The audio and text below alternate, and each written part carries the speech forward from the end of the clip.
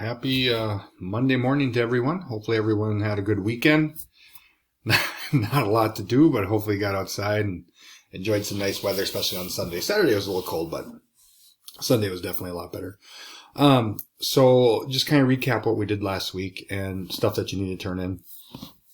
First, a couple people emailed me about science fair. You don't have to worry about that. That's canceled. Unless you want to do it, I'll move your grade up half a letter grade. So 85 to 90, 90 95, 87 to 92 type thing. Okay?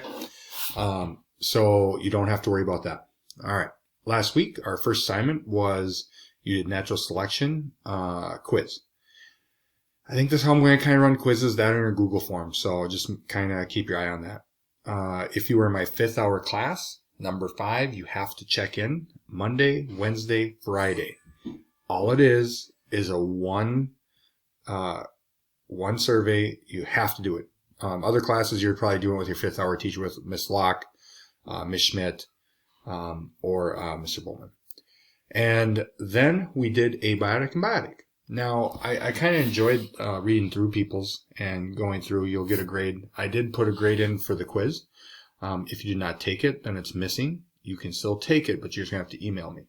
I had some people email me about retakes of tests. We'll get started with those this week. Okay. If anyone ever wants to meet on Zoom, like I think every Friday I'll do a Zoom hour. I think I did 8 to 9 last week, and I'll probably do the same thing. If there's any questions that you have on anything, it doesn't necessarily have to be science, on anything. And PLTW, I will definitely do a couple Zoom meetings this week to help some people through that. All right. So hopefully everyone's first week of distance learning went well. I know it can be complicated at times, but knowing that I've probably answered, I feel like 100 emails. If you email me, I'll get back as soon as possible. So, just to kind of what we started with last week is we started with talking about ecology, environments, and even stuff that's going on in the world right now. All is linked to talking about environments and predator and prey and all of that. So we talked about biotic and abiotic factors. And just a reminder, biotic is going to be the living parts of the ecosystem, anything that's living. Abiotic is going to be the non-living parts.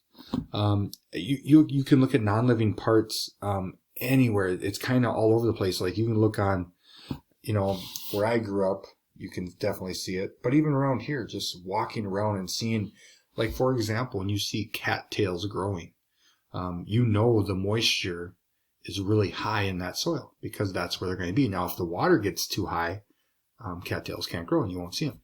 So, moisture is a big one. And of course, where sun's hitting, you can see where your snow piles are out in your yard. So what we're going to do now is I want to continue through those notes. I will post the notes tomorrow. You'll have the notes, but you'll also have my little lecture to go with them. So lucky or unlucky, depends on the way you look at it. So, I'm going to flip this to, there we go, and slideshow from current slide. So, what we have to talk about first is when we look at the 5 levels of organization. So first, you got to think you go from simple, from an organism, to more complex, and the larger it goes to the biosphere. So for example, organisms make up a population, populations make up a community, community makes up an ecosystem, and your ecosystems make up what we call the biosphere. So, here we go. There's our single zebra. Whoops, sorry. There's our single zebra. Well, what's he? That's an organism. So, if you remember at the beginning of the year when we talked about cells, all of the different parts to make something living. If you remember, we talked about that GRU crew. Grow, reproduce, energy is used, water is let in, and, it's made of cells. It can respond to stimuli, and waste is given off, and all of those, if you say yes to all those, you're living. So then you are an organism. So an organism is one. Here it is. It can respond, it can grow, it can develop, it can do all these things to the environment. So there's a zebra. Now, if I take a group of organisms, they're going to make up the population. and they all live together. So there is your group of organisms, which you can see all the zebras. Now, as I take a group of populations, that makes up the community. So you can see here, this is going to be all the populations, not just zebras and all of everything else that lives here, but the plants also, the way they live and interact, because these are eating these and so on and so forth. So that's going to be all of the parts that interact with each other. And then all the communities make up what we call an ecosystem. And an ecosystem is going to be all of the organisms or biotic factors and abiotic factors in the environment of that community. So all of the living parts and all the non-living parts of the environment make up the ecosystem. And now all the ecosystems make up where we live. And that's going to be planet Earth. This is the part of Earth where life exists, is your biosphere. Okay? And that's, for humans, that's our environment. You know, ours is the entire Earth. Now you can look at macro or big ecosystems, and you can look at small ecosystems, micro ecosystems. So here are the 5 levels of organization. So if I'm looking, here's an organism, here's the population. The population makes up the community. All those communities make up the ecosystem. The ecosystem makes up the biosphere. Okay? So there's kind of examples. So looking at little Simba here, what level of organization is he? If you said organism, you are right. Okay? Oh, look at it. We got Pride Rock there. We got the elephants and everything in there. What level of organization would all of this be? If you think community, you would be correct. Okay? Oh, let's do this one. What level of organization do we have here? This would be a population. I know it's a little cut off there, so I apologize, but that's going to be population. All right. So this is going to kind of bring us into our next part. Living things need energy. Well, how do you get that energy? You're either a producer, a consumer, or a decomposer. Now, producers, if you look at this picture, I think I'm in the middle of it, but that's okay. Producers are going to be things that can produce their own food. These are going to be organisms that use sunlight to directly make food. So what are you going to do here? Well, yeah, we talked about photosynthesis a long time ago. It feels like forever. But these are going to be your plants, algae. Some bacteria are producers. So if you can go out and you can sit there and photosynthesize, then you're a producer. Okay? And then we go to consumers. Consumers are organisms that eat other organisms. Okay? We do. We eat other organisms. We're not we can make food, but we have to eat other organisms. We don't do it by photosynthesizing. So when we talk about consumers, now on this next slide, what we're going to do is we're going to break down the different types of consumers. So for example, you have herbivore, which only consumes plants. My pictures here, I'm going to put my pictures up there. I'm going to put me there. Now you can see this. So herbivore only consumes plants. So that's where their main diet is. That's how they survive. They just eat plants. You can usually tell it in the teeth. Okay? Grasshopper, prairie dogs, bison, that list can go on and on and on and on. You can think of some herbivores that are around us. Carnivores only consume other organisms. So, I should probably change this from meat, because it's not necessarily meat, it's just other organisms. So, for example, coyote, hawk, badger, owl, anything that consumes those other organisms all the time. That's it. Herbivore only plants, carnivores other organisms. Okay? So there's 2 types, and then the third type, now looking at a carnivore is broken down into an omnivore, and for example, eats plants and animals. Here's a grasshopper mouse. Something closer for us, excuse me, something closer to us would be like a bear. A bear eats berries, but it also eats other organisms. So when looking at that, you can think of some of those different types of omnivores. We would be considered an omnivore if you eat other organisms and plants. Okay? Now, if you're a vegetarian, I guess you'd only be an herbivore. So you can kind of look at it, depends on what you eat. Now, your scavenger are going to eat dead things. And they're built to eat these rotting things on the side of the road or that have been killed, full of bacteria.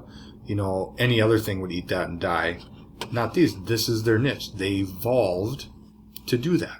And we need them because they eliminate those along with the bacteria. The third type of consumer is decomposer.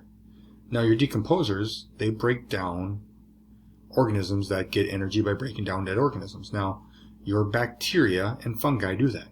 When something dies in nature, it doesn't stay there forever. It breaks down. That's because the bacteria start eating it.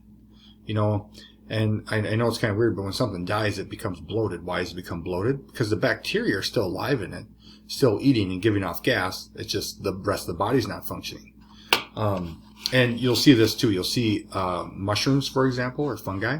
You'll see them on logs that are dead. Yeah, because they're breaking them down because they're dead. That's what they do. They break down dead organisms and put those nutrients back in the ground. So what type of consumer do we have here? Okay, this would be an omnivore. Koala, what kind of consumer do we have there? That would be a herbivore. How about here we have some vultures.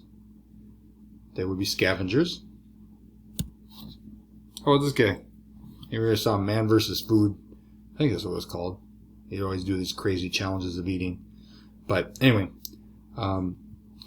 there you're eating, organisms plus plants, so omnivore. What do we have there? Of course, we have our carnivore. Oh, and the pretty polar bears that people don't always think of them like this, but polar bears, carnivore, you can see they eat other things.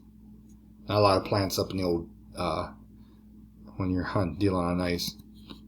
Okay, so the last part here that we're going to talk about is everything in nature is based on energy. Just like when you eat food in calories, that's the amount of energy you're eating. You need a certain amount to survive. Now, the closer you eat food to the sun, and I'll explain that in a second, the more energy and the more organisms you have. So, for example, here is when looking at this picture, you have the sun. Now, the sun, that's where it all starts. Without the sun, we can't function. We need the sun.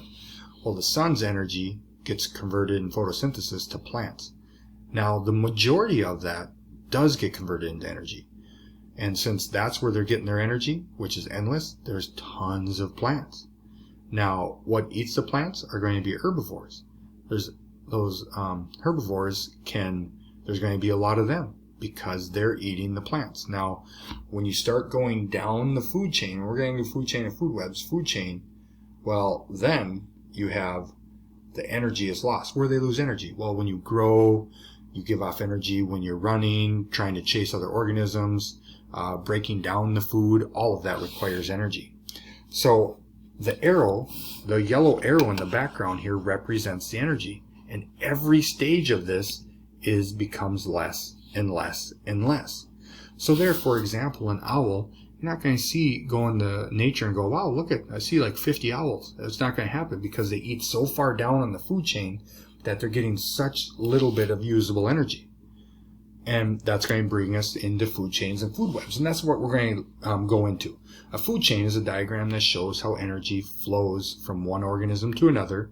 A food web shows the feeding between the two. So, for example, here's a food chain. Arrows represent where the energy is going. Okay, you can see how it goes down there. And food webs are a little more complicated. And then energy pyramids here, we'll kind of stop there. So what we're going to do today is we're going to look at looking at some different food chain and food webs. So after this video, I'll have a ed puzzle, which you'll look at food chains, and then we'll have an assignment. Okay? All right, everyone. Have a great day.